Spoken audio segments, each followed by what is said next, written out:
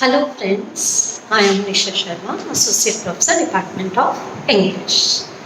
Today's our lecture is in continuation with our previous lecture on tense. In our earlier lecture, I told you that time and tense are not one and the same thing. They are different. By tense is meant one of the two forms that English verb takes to denote time, past or present. Tense से मतलब है उन English verb से जो कि time बताता है किसी चीज का, पास्ट का या प्रेजेंट का. जंप और जंप्ड. तो इंग्लिश वर्ब जो टेंस फॉर्म्स यूज करते हैं जो कि समय को इंगित करते हैं, पास्ट या प्रेजेंट को, उसे हम टेंस के नाम से जानते हैं. It means it is not related with time, और scientifically speaking there are only two tense form, past and present or past and non past. What is generally known as future tense is a combination of shall, will plus verb, present tense of the verb. But this use of shall, will plus verb not only indicates future tense time, but it also indicates some other concepts or notions like determination, futurity, prediction, etc. So now you know there are only two tense forms, and time and tense are two different things. The verb in the present may refer to time in future. It is good to study tense in pairs. We can make three pairs for the study of tenses. First is present simple and present continuous. First combination is this one. Now we can show it through a chart. Chart is, here is now. Now is present. This is future. And this is past. So we have three tenses, or we can say three reference of time: past, present and future. Now if we talk about simple present, simple present is neither simple nor present. Neither simple and nor present. ना ही तो जैसा कि इसका नाम दर्शाता है ये present को रेफर करता है, और ना ही ये सिंपल है. How? And the verbs which are used in simple present are the helping verbs and first form of verb. Normally, when we make use of simple present tense, the verbs that we make use of are, is, are, and at the same time we make use of first form of the verb in simple present.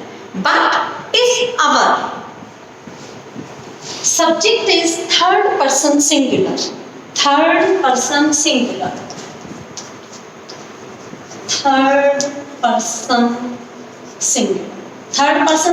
कौन हुआ? First is I and we. If I am talking about you people and me, if I am only talking about me, then it's I. And if we are talking about us, हम हमारे बारे में बात कर रही हूँ, आपके और मेरे बारे में, then it's we. But if I am only talking about you, then it is second person. I and we are first person, you is second person, and he, she, it, and any other name, Ram, Sham, Sita, Gita, etc., that is third person.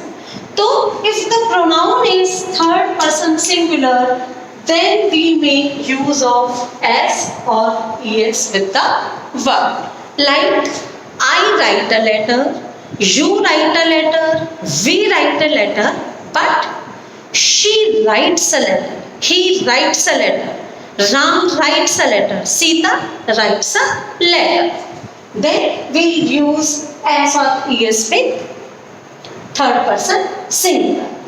And normally the adverbs which are used with present simple are always, often, ever, never, frequently, usually, generally. आप लोग ये पूछ सकते हैं कि मैंने क्यों कहा कि ये प्रेजेंट नहीं है और ये सिंपल भी नहीं है.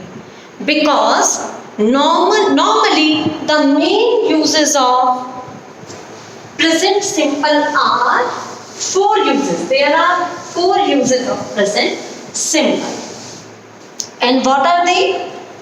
First is it expresses a habitual activity. Habitual activity. Second is it refers to professional activity. Professional activity. Third is it refers to general facts. And fourth, it refers to universal truth. आप किसी भी grammar book में देखेंगे आपको ढेर सारे simple present के uses नजर आएंगे. But all these uses can be classified or can be summarized in all these 4 uses. First is it refers to a habitual activity.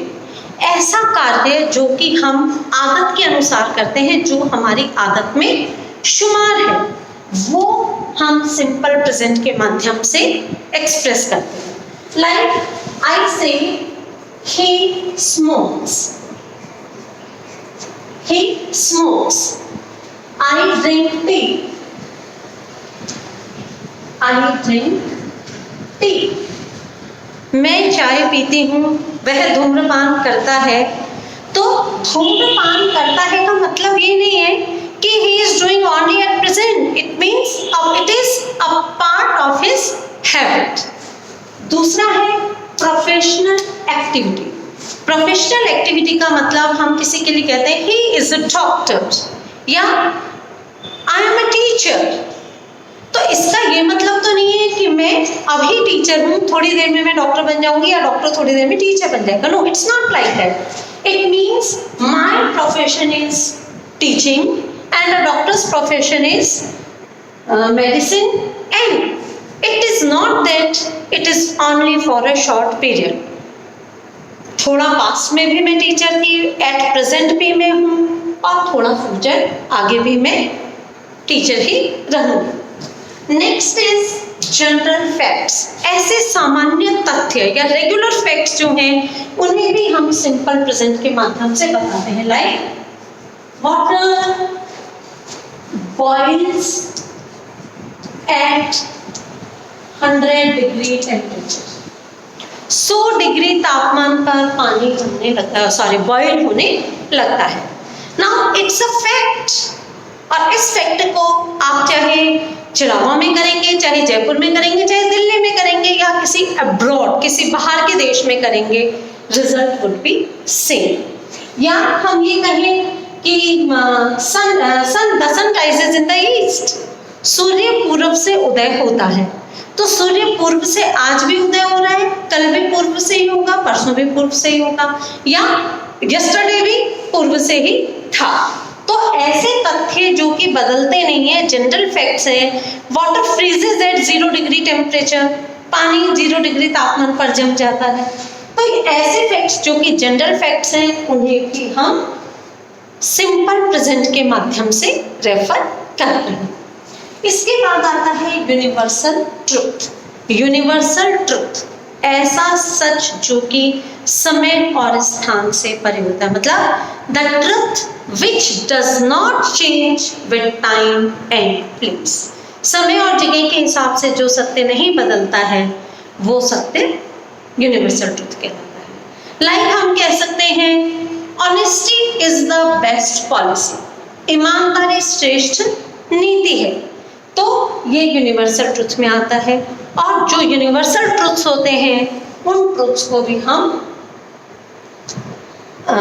Simple present के माध्यम से अभिव्यक्त करते हैं। तो now you understand what simple present tense is. A simple present tense makes use of the first tense of verb and it also makes use of s or es with third person singular pronoun.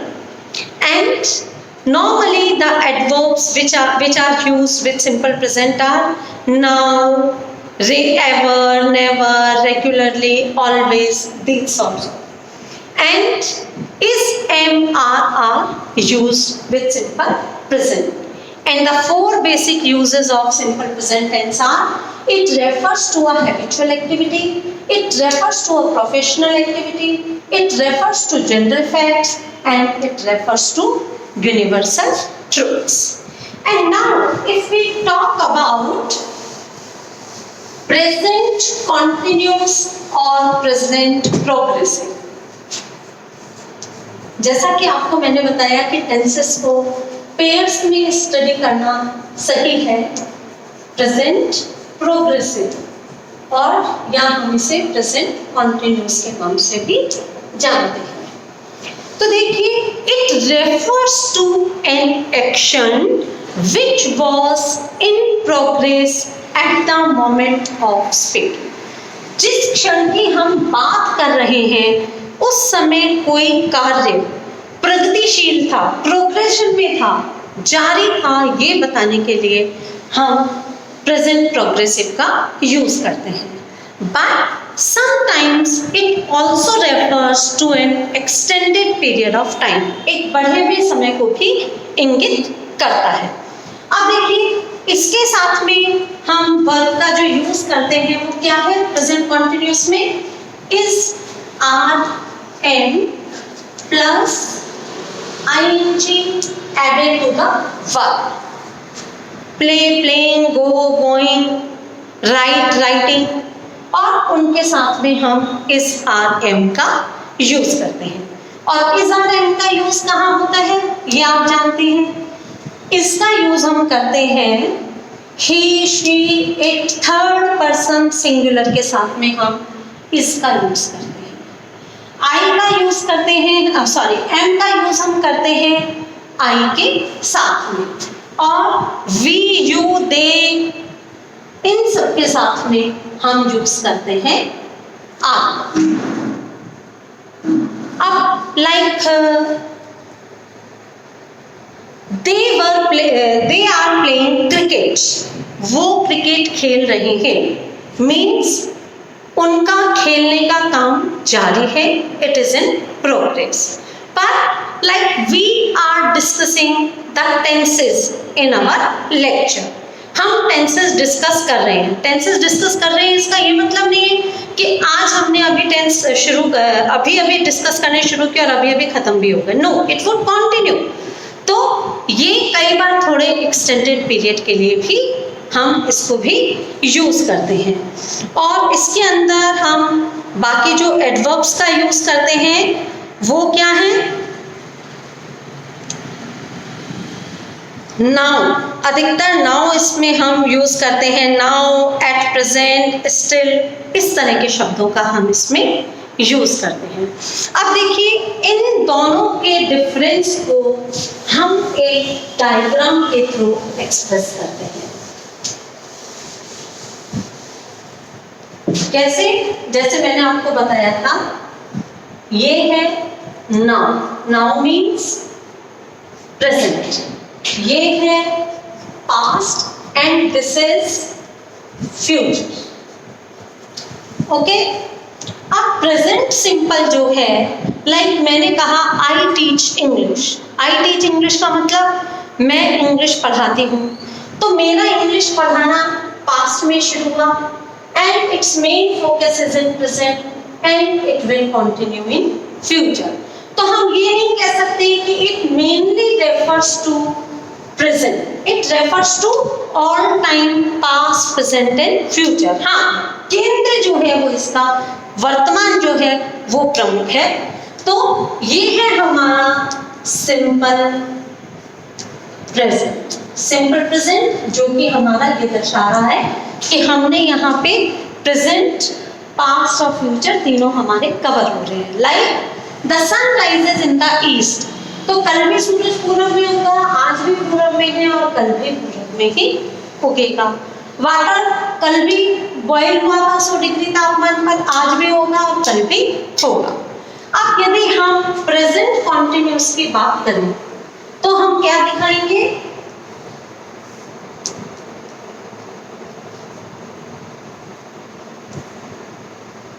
ये है past हमारा और ये है future. Present, past और future. अब ये देखिए, ये डायग्राम जो है ये हमारा है प्रेजेंट कॉन्टिन्यूस। कैसे? मैं आपसे कहती हूं कि we are discussing present continuous tense, तो पास्ट में अभी हम डिस्कस करें तो main focus is on the present.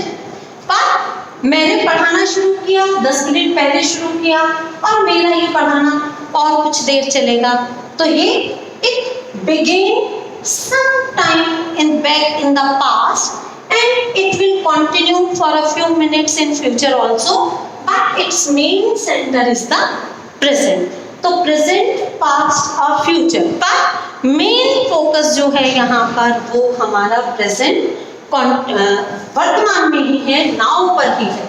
हल्का सा past इसमें है, हल्का सा future है, पर पूरा हमने वर्तमान को कवर कर रखा है। जबकि सिंपल प्रेजेंट में हमारा पास्ट, प्रेजेंट, फ्यूचर तीनों एक्टिवली ऑक्यूपाइड हैं या हम कहीं कवर हैं। तो आपको क्या क्लियर हो गया कि पास्ट, प्रेजेंट एंड फ्यूचर जो हैं ये तीनों टेंस, प्रेजेंट कॉन्टिन्यूस जो है वो इज आर एम और वर्ब की फर्स्ट फॉर्म को यूज करता है, और साथ ही में इसके अंदर हम ऐसा समय बताते हैं जो मेन फोकस वर्तमान में है, पर ये थोड़ा सा एक्सटेंडेड पीरियड भी बताता है और थोड़ा सा पास्ट को भी रेफर करता है। नेक्स्ट ग्रुप जो है वो हम अपने कल के क्लास में करेंगे। Thank you.